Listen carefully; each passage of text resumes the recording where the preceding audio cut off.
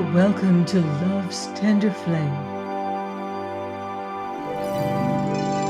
Tales of Romance. I'm Mardell, reading The Auction Block by Rex Beach.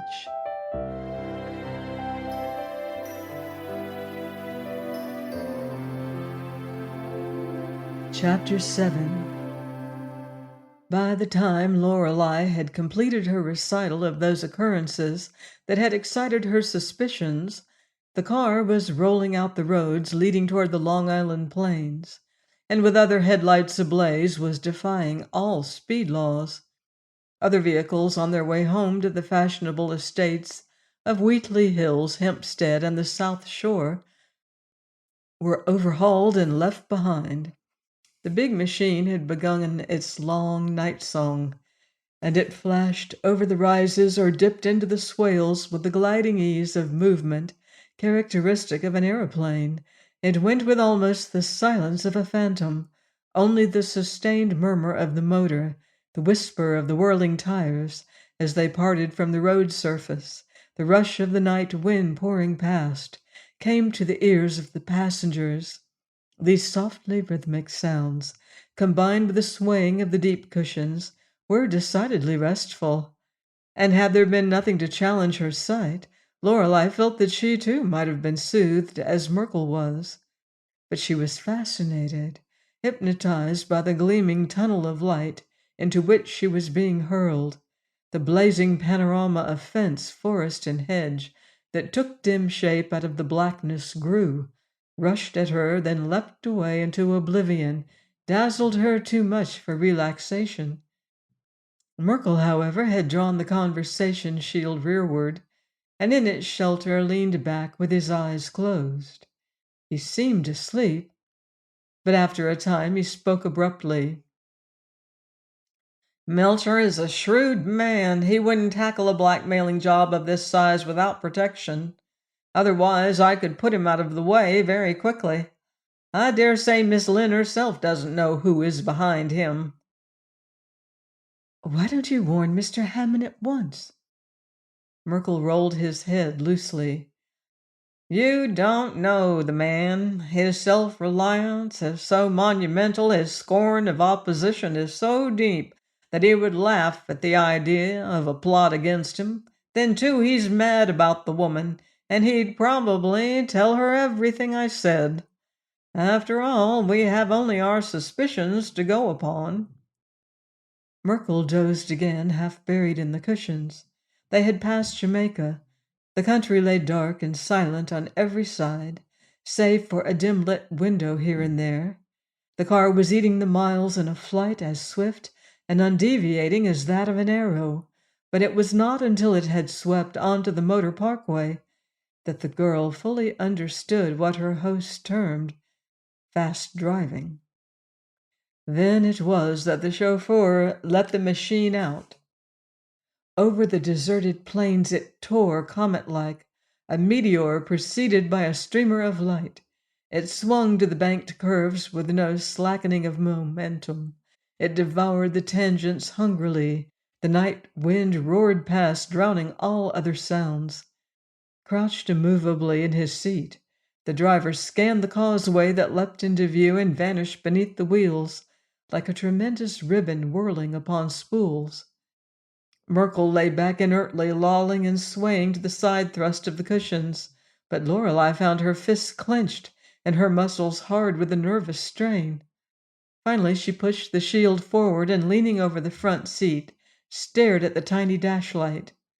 The finger of the speedometer oscillated gently over the figure 60, and she dropped back with a gasp. They had been running thus for a long time.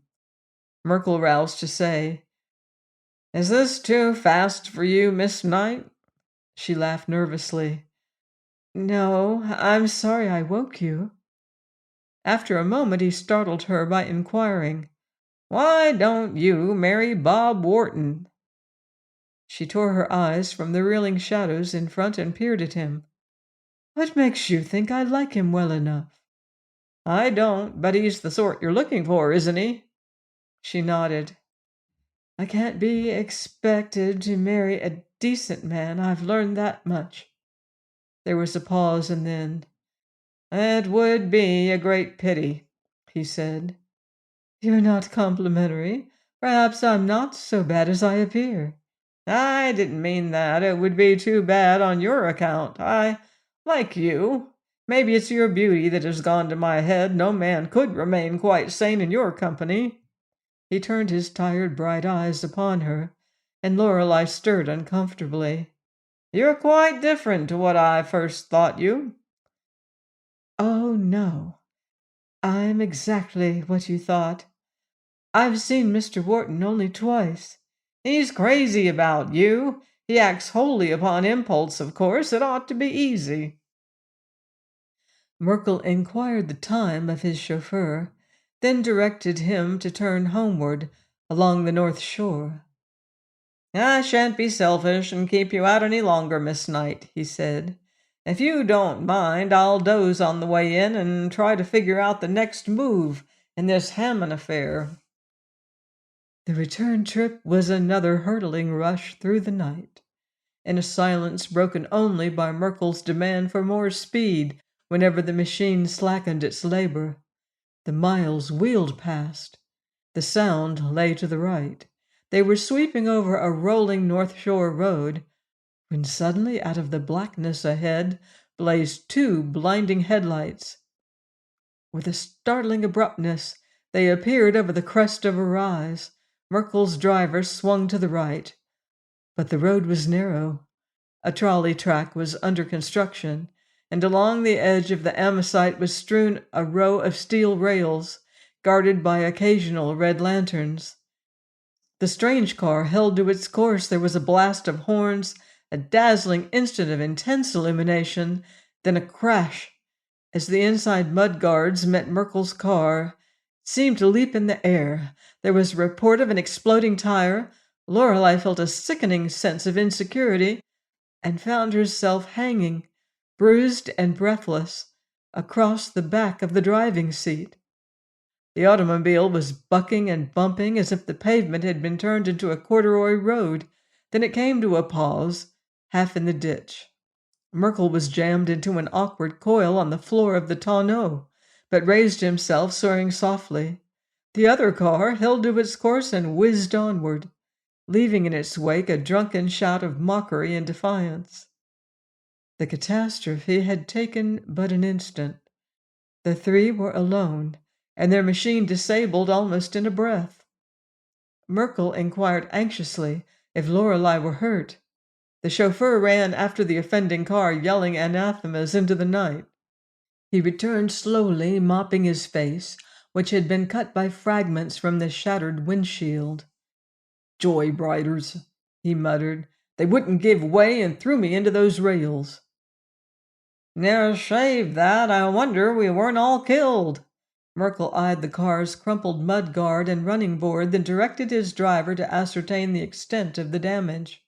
The motor was still throbbing, but a brief examination disclosed a broken steering knuckle and a bent axle, in addition to the injured wheel. "I'm terribly sorry, Miss Knight, but I'll have to send for another car," apologized Merkel. "Is this splendid machine ruined?" He shrugged. "That's the curse of these roads. Somebody is always driving recklessly." Lorelei smiled at the memory of the miles they had covered so swiftly, but she saw that he was serious and in a sour temper. "One risks his life on the whim of some drunken idiot the moment he enters a motor car. Now for a telephone." A terse question to his man served to fix their location. "We're not far from the chateau," Merkel interpreted the answer. "That place is always open, so if you don't mind the walk, we'll go ahead. It will take an hour to get one of my other machines, but meanwhile we can have a bite to eat." At her cheerful acceptance, his tone changed. "You're all right. Some women would be hysterical after such a shake-up." "I swear I think I feel it more than you. If you were a man, I'd like to have you for a chum." Together they set out through the starlight. leaving the chauffeur with instructions to secure help from the nearest garage. And as they followed the dim road, Merkel continued to apologize until Lorelei silenced him. Both were beginning to suffer from their reaction of their fright. It was very late. There was little sign of habitation, for the road led through a wooded country. Before long, however, they came in sight of lights, which Merkel hailed with relief. The chateau was a quasi-roadhouse of some architectural dignity, widely advertised as being under the same management as one of the smart Broadway cafes and supplying the same food and drink at twice the Broadway price. Its service was unsurpassed by any city restaurant, and being within an hour's run by motor, it received a liberal patronage. Tips were large at the chateau. Its hospitality was famous among those who could afford the extravagance of midnight entertainment, and yet it was a quiet place. No echo of what occurred inside its walls ever reached the outside world. Seafood, waffles, privacy, and discretion were its recognized specialties, and people came for miles, mainly in pairs, to enjoy them. As the pedestrians neared the avenue of maples leading up to the house, they espied in the road ahead of them first the dull red glow of a tail light, then a dusty license plate. "There's luck," Merkel ejaculated. "I'll rent this car." In the gloom, several figures were standing, facing in the direction of the chateau, and when Merkel spoke, they wheeled as if startled. "No, you can't hire this machine. What do you think this is, a cab stand?" answered a gruff voice. "Jim!" cried Lorelei and ran forward. Her breathless amazement at the meeting was no greater than her brother's. "Sis, what the devil are you doing here?" he managed to say. One of the men, who had been kneeling over a case of some sort, dimly outlined in the radiance of a side light, rose and placed his burden in the tonneau. "I'm ready," he announced. Young Knight showed some nervousness and apprehension, emotions which his companions, judging by their alert watchfulness, fully shared. Jim seized his sister by the arm and led her aside. "How the deuce did you get here? And who is this guy?" He jerked his head toward Merkel. Lorelei introduced her companion and made known the cause of their present plight. Grunted Jim. "What do you suppose Ma'll say to this? You out all night with a man?" "What are you doing? Who are those people?" she retorted. "Never mind, but say, I don't like the looks of this affair." For a second time, Merkel appealed to Jim. "If you can't take your sister home, I'll have to telephone for another car." Jim's tone was disagreeable as he replied, "You two don't look as if you'd been wrecked. Where's your driver?" Merkel's fist clenched. He muttered something at which Jim laughed harshly. "Now, don't get sore," said the latter. "I'm not going to make trouble, only I want to know where you've been." A bare-headed man came running across the lawn and flung himself into the waiting automobile. One of Jim's companions called his name sharply. "Will you take me home?" his sister implored. "Can't do it. I'll see you later." "And you too, Merkel." His last words, delivered as he swung himself upon the running board of the car, sounded like a threat. A moment later, and the machine had disappeared into the night. Your brother has a suspicious mind," Merkel said. "I hope he won't make any trouble." "He can't make trouble for me." Lorelei's emphasis on the last word made her meaning clear. Her companion shrugged. "Then there's no harm done, I assure you." They turned in upon the driveway, walking silently. Then, as they neared the chateau, They became aware of an unusual commotion in progress there. Men were running from stable to garage. Others were scouring the grounds. From the open door came a voice pitched high in anger. The speaker was evidently beside himself with wrath.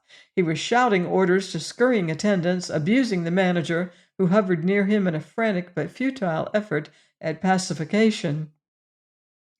The enraged person proved to be Jarvis Hammond.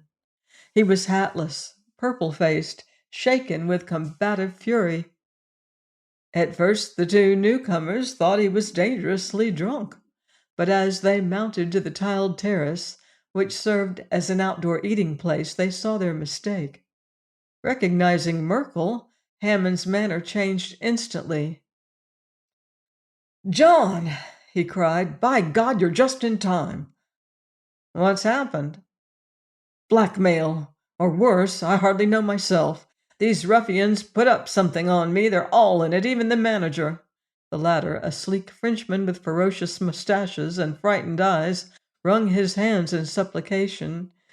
"Mr. Hammond," he bleated, "you ruined me. Such accusation is terrible.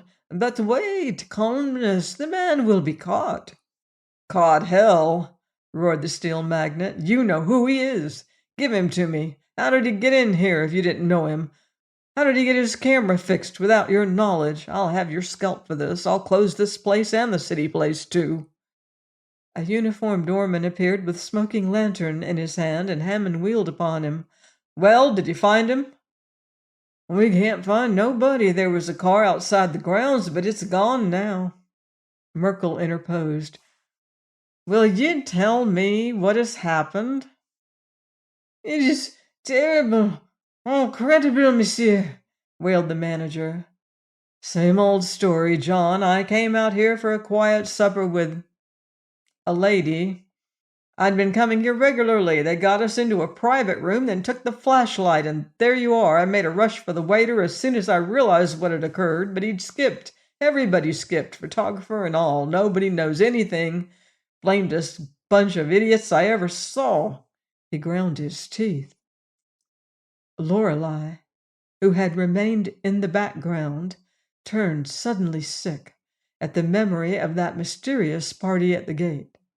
She understood now the significance of the man with the box and of the fleeing figure that had come through the darkness.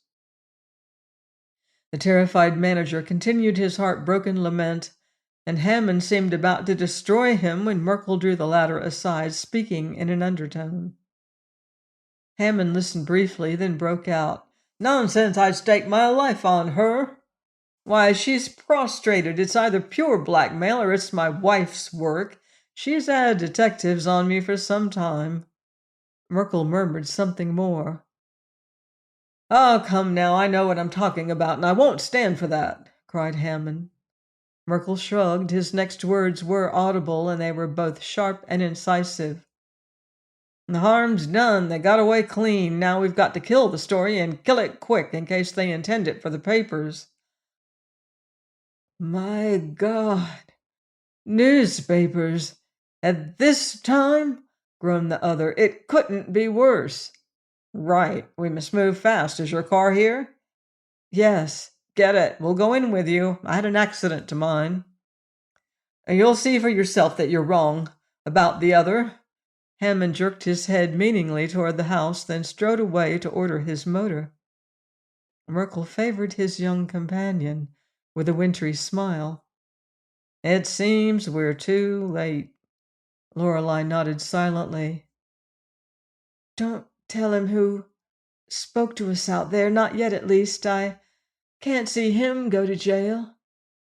"Jail? There won't be any jail to this. There never is. Jarvis will have to settle for the sake of the rest of us."